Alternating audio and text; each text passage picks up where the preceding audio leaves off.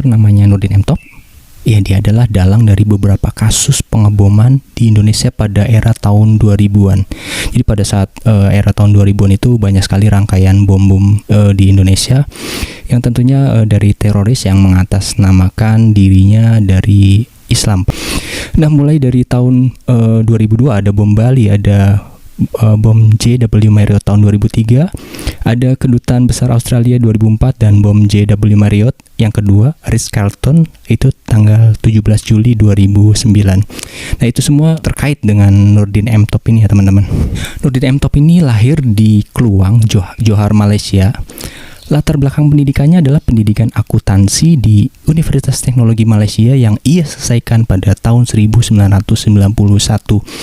Nah, pada tahun 2001 ia bersama rekannya Dr. Azhari.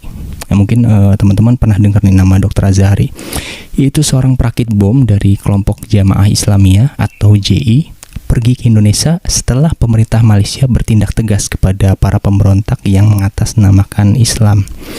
Nah, laporan intelijen resmi mengatakan bahwa mereka mulai merekrut anak-anak muda di Indonesia untuk melancarkan serangan yang mereka rencanakan. Beberapa di antaranya dari pondok pesantren, tentunya dengan metode cuci otak atau brainwash dari para terorisme ini kepada anak-anak muda yang mungkin masih polos karena dia masih muda gitu.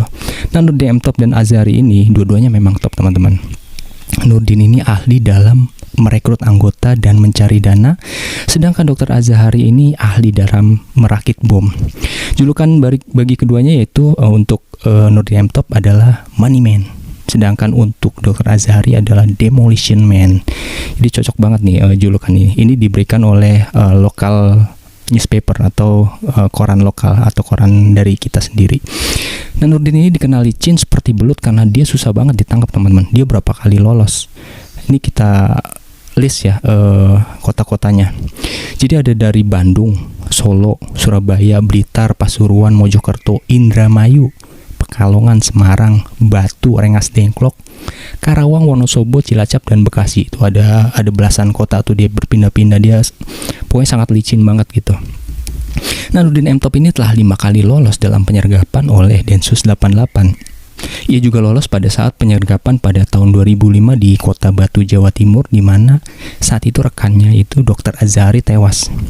Nah, kalau teman-teman tahu yang menangkap Dr. Azhari di Batu Malang itu yaitu mantan Kapolri kita yaitu Dr. Tito Karnavian. Nah, Nurdin juga lolos di saat pengepungan di Wonosobo bulan April 2006 dan penyergapan di Palembang bulan Juli 2008. Penangkapan di Bekasi dan Temanggung pada Agustus 2009 juga nihil teman-teman. Waktu disergap di Wonosobo, polisi nyaris menciduknya sih. Namun pas baku tembak sejak dini hari yang terjadi sekitar 2 jam itu, Nurdin berhasil lolos dan ada luka tembak di kakinya. Polisi di bawah Kapolri Bambang Hendar Sodari pada waktu itu sempat menyatakan Nurdin telah tewas, tapi nggak lama setelah itu direvisi teman-teman. Namun yang namanya sepandai-pandainya tupai melompat, akhirnya jatuh juga. Ini cocok banget nih peribahasa ini untuk Nurdin M. Top. Walaupun dia udah kemana-mana, udah lolos kemana-mana, akhirnya juga kena juga ya. Ini berawal pada tanggal 16 September 2009. Saat itu Brigadir 1 atau Bribtu Iwayan Pande mendobrak pintu depan rumah milik Toto di Kampung Kepusari, RT 03 RW 11, Kelurahan Mojosongo, Kecamatan Jebres, Solo. Wah, lengkap banget nih. Rumah Toto itu disewa seseorang bernama Susilo. Toto ini mengaku Susilo menyewa kontrakan melalui seorang tetangganya di Kepusari yaitu Yuli. Toto ini tinggal di wilayah kelurahan dan kecamatan yang berbeda. Ia pun mengaku belum pernah ketemu sama Susilo dan gak ada gelagat curiga Toto kepada Susilo ini. Sampai akhirnya Toto baru sadar setelah Bribtu Pande menceritakan yang terjadi gitu. Jam 16.30 terdengar suara tembakan. Nah, baku tembak ini terjadi hingga pukul 7.20 malam. Setelah sempat hening, suara tembakan kembali terdengar pada jam 21.06 hingga pukul 21.20. Nah, selanjutnya suara tembakan sekali-sekali masih terdengar di 21.40 sampai 21.50. Jadi baku tembak ini terjadi hingga Rabu malam. Nah, pada Kamis dini hari tanggal 17 September 2009 itu nggak ada lagi tembakan yang memberondong ke rumah tersebut. Itu senyap. Dan kondisi di dalam rumah itu gelap gulita, sepi, nggak ada tanda-tanda ada kegiatan atau gerakan orangnya. Namun dari luar terlihat jendela itu kacanya pada pecah, berantakan, dan juga sejumlah genteng juga pecah. Nah, ratusan lubang-lubang bekas terjangan peluru dengan berbagai ukuran terlihat di sana-sini di dinding ruang tengah. Di beberapa bagian ada tanda hitam bekas hangus terbakar. Nah, di ruang inilah ditemukan satu magazin senapan M16 dalam kondisi yang hangus yang dikelilingi belasan selongsong peluru. Di dalam kamar mandi yang hancur berantakan tergantung baju kaos biru tua yang berlubang di bagian depan. Lubang di pakaian itu bahkan tembus hingga ke bagian belakang. Nah, beberapa bagian dari kaos udah kaku ya akibat ada darah yang mengering. Beberapa polisi menyisir masuk ke dalam. Nah, sesampai di kamar mandi ditemukan 4 jenazah yang udah terbujur kaku. Keempat jenazah di kamar mandi itu tak lain adalah Nurdin M. Top, Arya Sudarso, Urwah, dan Susilo. Nah, sementara Putri Munawaroh, istri dari Susilo, itu ditemukan dalam keadaan hidup, ditindih dan direngkuh oleh Susilo. Nah, saat penggerebekan itu polisi menemukan sebuah tas ransel hitam milik Nurdin M. Top. Nah, setelah beberapa polisi mundur teratur takut di dalam itu tasnya berisi bom. Nah, setelah disobek, tas itu ternyata isinya hanya laptop dan beberapa dokumen. Di antara beberapa dokumen itu ada 3 pucuk surat wasiat dari 3 terpidana mati bom Bali 1, yaitu dari Muklas, Abdul Aziz alias Imam Samudra, dan Amrozi. Nah, ketiganya tuh udah dieksekusi mati pada bulan November 2008. Jadi Nurdin ini nggak pernah tahu nih petualangan licinnya ini terhenti itu kurang dari setahun setelah kematian Amrozi dan kawan-kawannya. Jadi teroris-teroris yang mengatasnamakan Islam ini sangatlah tidak bisa dicontoh, sangatlah tidak manusiawi. Mereka ini mengatasnamakan agama tetapi melakukan sesuatu di luar hal-hal kemanusiaan.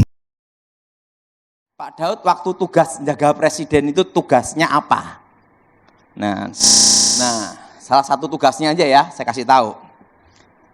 Satu kali saya dipanggil Jenderal, Daud sini, siap. Kamu ingin Natal aman? Siap. Tangkap hidup mati Nurdin M. Top. Itu masih tugas yang kecil aja.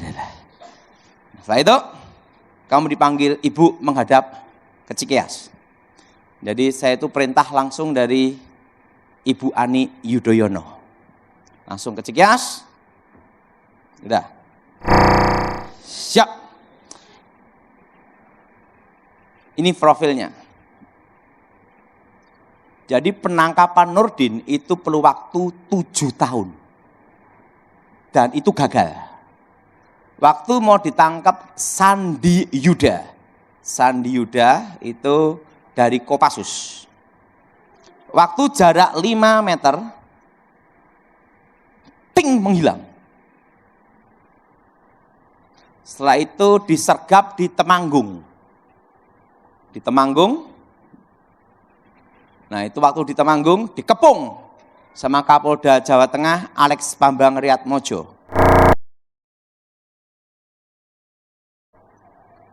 Berondong peluru. Nurdin berjalan di tengah-tengah polisi. Itu yang sebenarnya. Maka untuk mengalahkan orang punya ilmu menghilang adalah bekas orang yang menghilang. Izin. Berapa tim dibentuk? Kamu sipil, tidak boleh eksekusi. Tapi kamu akan didampingi. Pertama, Kolonel Abdul Rahib Sirgar. Dan grup 2 Kopassus. Kedua, dari polisi, Kapolda Jawa Tengah. Yaitu Alex Bambang Riyatmojo.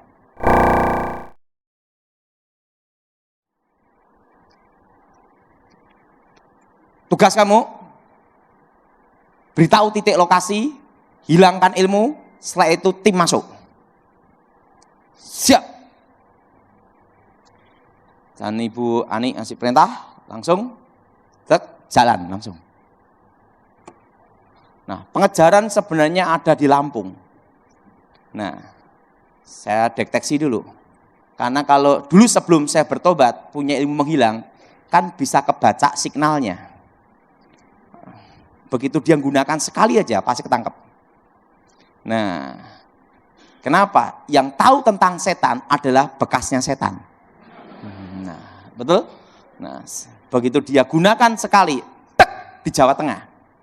Izin Jenderal, posisi ada di Jawa Tengah, sekitar pinggir kota Solo. A2, A1, A3, A4. Izin, A2, tahu kampung tidak tahu tempatnya. Oke, itu masalah mudah. Sandi Yuda, Densus, semua terjun. Bin, terjun semua. Nah, Daud sekarang udah tahu tempatnya. Sekarang tugas kamu. Saya doain dalam nama Yesus. Segala setan roh jahat keluar.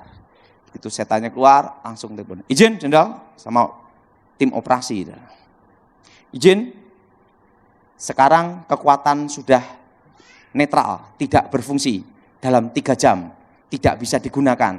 Tim boleh masuk. Dor, selesai. Langsung Jenderal berkata saya, Daud, siap Jenderal. Ada 2 pilihan. Pilih salah satu. Uang atau nama. Siap, uang.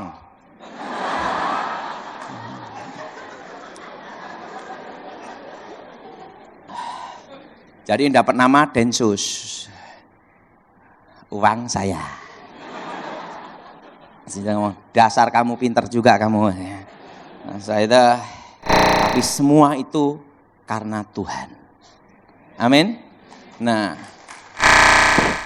Ya, pemirsa, kami baru saja mendapatkan gambar eksklusif wajah buronan teroris nomor Wahid Nurdin M. Top sesaat setelah ditembak mati tim Densus 88 dalam penggerebekan di Solo, Jawa Tengah.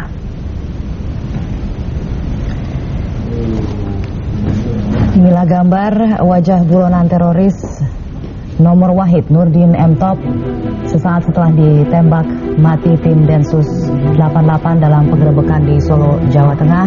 Gambar wajah ini sangat mirip dengan gambar wajah Nurdin yang dipampang di tempat-tempat umum. Nurdin M. Top ditembak mati tim Densus 88 dalam penyergapan selama 7 jam di Desa Kepusari, Jebres, Solo, Jawa Tengah. Humas Mabes Polri Irjen Polisi Nanan Soekarno menjelaskan seluruh hasil identifikasi forensik cocok 100% dengan identitas Nurdin M. Top.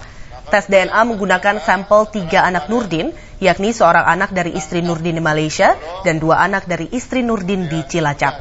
Hasilnya ketiga anak tersebut memiliki ayah biologis yang sama, yakni Nurdin M. Top. Hasil tes DNA ini menguatkan hasil identifikasi forensik yang dilakukan sebelumnya, baik melalui sidik jari maupun pemeriksaan ante dan postmortem.